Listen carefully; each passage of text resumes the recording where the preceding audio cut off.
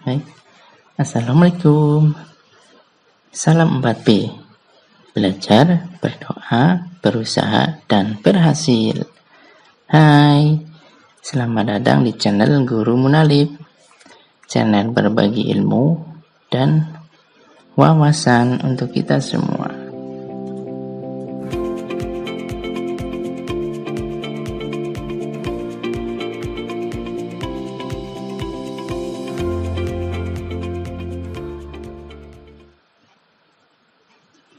Oke, pada video kali ini saya akan membahas tentang pembelajaran 1 pada kelas 6, tema 1, subtema 1, materi tentang tumbuhan sahabatku.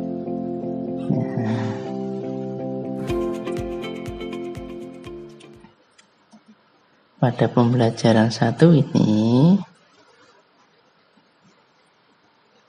terdapat 3 muatan pelajaran. Nah, itu yang pertama bahasa Indonesia, materinya menemukan ide pokok atau gagasan utama. Yang kedua IPA, materinya yaitu perkembangbiakan generatif pada tumbuhan.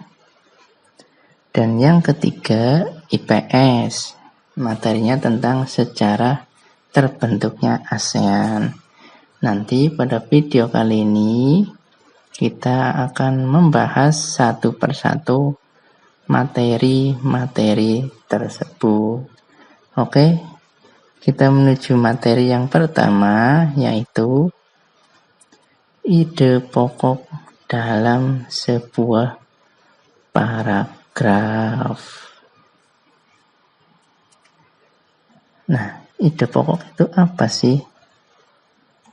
Ide pokok adalah inti pembahasan dari sebuah paragraf atau bisa dikatakan suatu hal yang dibahas dalam sebuah paragraf. Bagaimana cara menemukan ide pokok itu? Ada yang tahu? Mari kita coba. Ya, di sini ada beberapa kiat untuk menemukan ide pokok dalam suatu paragraf. Yuk kita baca bersama-sama dan pahami tulisan berikut ini. Nah, yang pertama, bacalah paragraf dengan cermat. Yang kedua, carilah kalimat utama dalam paragraf. Loh, kenapa kalimat utama? Ya, karena ide pokok itu selalu berada di dalam kalimat utama. Nah, untuk kalimat utama itu sendiri terletak pada awal paragraf atau tengah paragraf atau akhir paragraf. Nah, tentunya kita sudah sering bukan mencoba mencari kalimat utama dalam sebuah paragraf. Oke, kita lanjutkan dengan contoh berikut ini. Nah, ada sebuah paragraf. Jika kita baca dengan cermat, kalimat utama pada paragraf tersebut terletak pada akhir paragraf, yaitu kalimat ketika itulah terjadi pembuahan. Nah, maka bisa ditentukan ide pokok pada paragraf tersebut, yaitu terjadinya pembuahan. Nah, itulah ide pokok. Nah, mudah bukan untuk dipraktekkan? Nah, sekarang coba kalian praktekkan di rumah masing-masing ya, mencari paragraf dan carilah ide pokoknya. Nah, materi yang kedua itu perkembangbiakan generatif pada tumbuhan. Nah, dari judul materinya saja atau tentang materinya saja, ini merupakan mupel IPA. Iya, betul sekali, mupel IPA. Bagaimana materinya? Yuk kita simak dan pelajari bersama-sama. Nah, perkembangbiakan generatif tumbuhan adalah perkembangbiakan tumbuhan melalui proses kawin atau pembuahan yang terjadi pada bunga tumbuhan itu sendiri. Nah, tentunya kita sering melihat tanaman dengan bunga-bunga yang sangat indah. Betul bukan? Ya. Nah, bunga-bunga itu merupakan tempat terjadinya proses perkembangbiakan secara generatif, yaitu proses perkawinan yang terjadi di dalam bunga tersebut. Nah, bagaimana prosesnya? Nah, sebelum ke proses, kita pahami dulu bagian-bagian bunga. Nah, kita bisa lihat pada gambar ini bagian-bagian bunga. Yang pertama yaitu mahkota bunga, yang kedua kepala sari, yang ketiga tangkai sari, yang keempat kepala putik, yang kelima tangkai putik, yang keenam bakal buah atau bakal biji, yang ketujuh kelopak bunga. Nah, masing-masing bagian bunga ini mempunyai fungsi sendiri-sendiri. Nah, apakah fungsinya? Coba, apakah sudah ada yang tahu? Oke, sip, bagus sekali. Yuk kita bahas bareng-bareng lagi. Nah, mahkota bunga yaitu bagian yang paling cantik pada bunga. Nah, fungsinya untuk apa? Yaitu untuk menarik serangga untuk membantu penyerbukan. Yang kedua, kepala sari, yaitu tempat melekatnya serbuk sari. Nah, serbuk sari itu apa? Nanti kita bahas. Yang ketiga, tangkai sari, yaitu menghubungkan kepala sari dengan pangkal bunga. Yang keempat, kepala putik. Kepala putik yaitu tempat jatuhnya serbuk sari sebelum ke bakal biji. Nah, yang kelima, tangkai putik, menghubungkan kepala putik dengan bakal buah.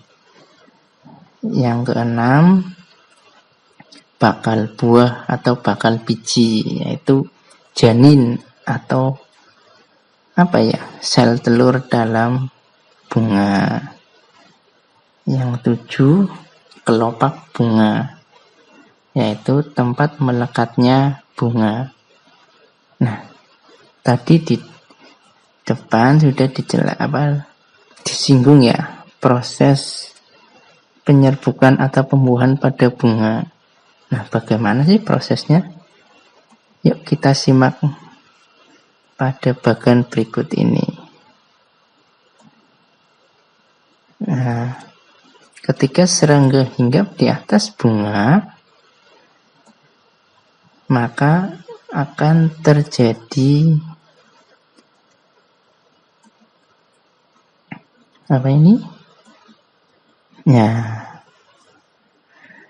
serbuk sari jatuh di atas kepala putik, yang kemudian dilanjutkan serbuk sari diteruskan ke bakal biji.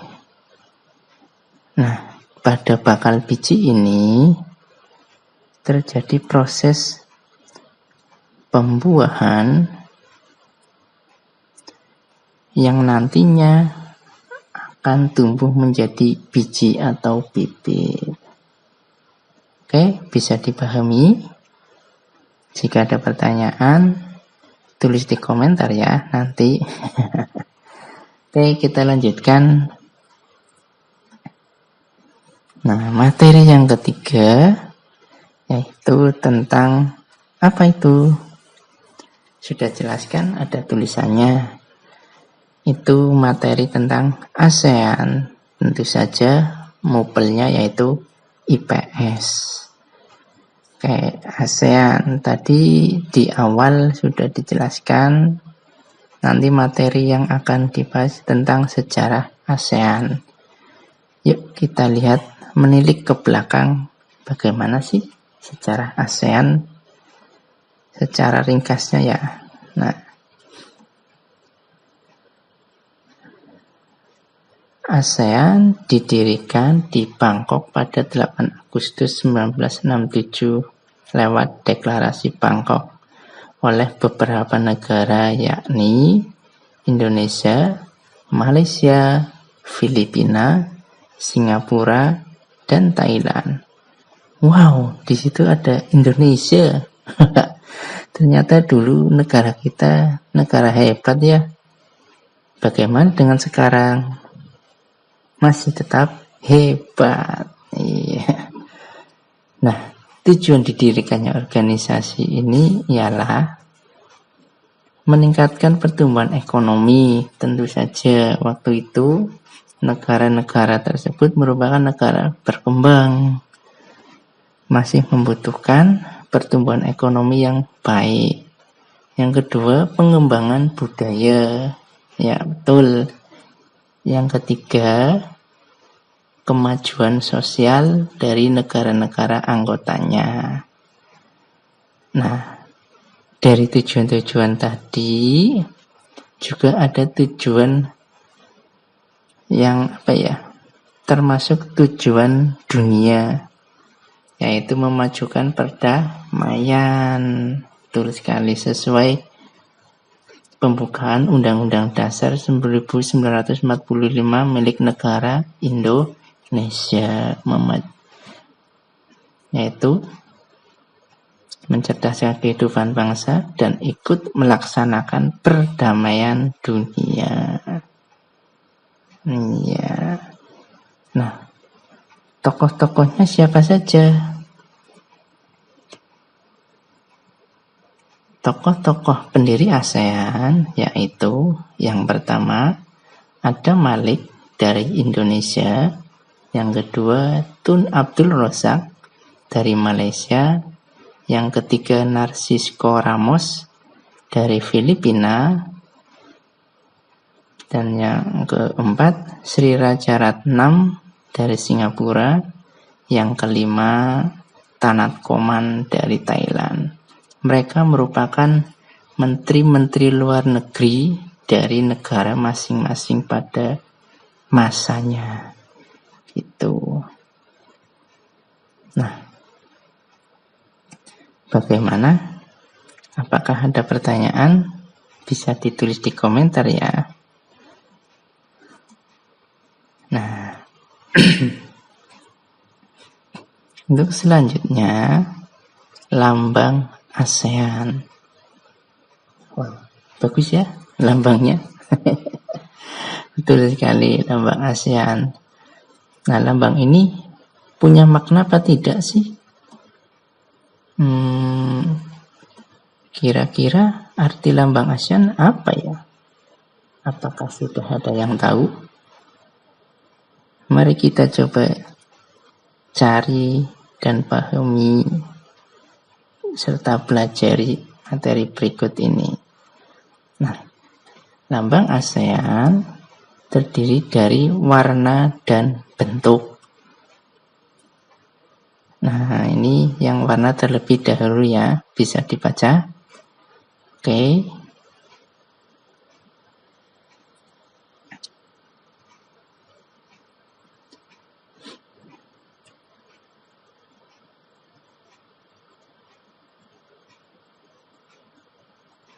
Nah, kalau ini dari bentuk lambang ASEAN.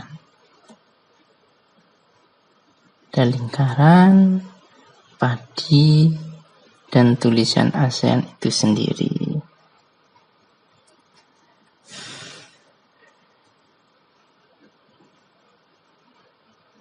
Bagaimana? Apakah sudah bisa dipelajari dan dipahami materi pada pembelajaran 1? Oke. Sip, bagus sekali. Nah, jika masih ada pertanyaan, bisa ditulis di kolom komentar ya. Nah, sekian dulu materi dari video dari saya tentang pembelajaran 1 pembelajaran 1 tema 1 subtema 1 tentang tumbuhan sahabatku. Sampai jumpa lagi di channel GM Guru Munalib. Oke, jangan lupa like, comment, and subscribe ya, agar channel ini semakin maju dan semakin banyak berbagi ilmu dan wawasan. Sampai jumpa lagi di lain kesempatan. Wassalamualaikum warahmatullahi wabarakatuh.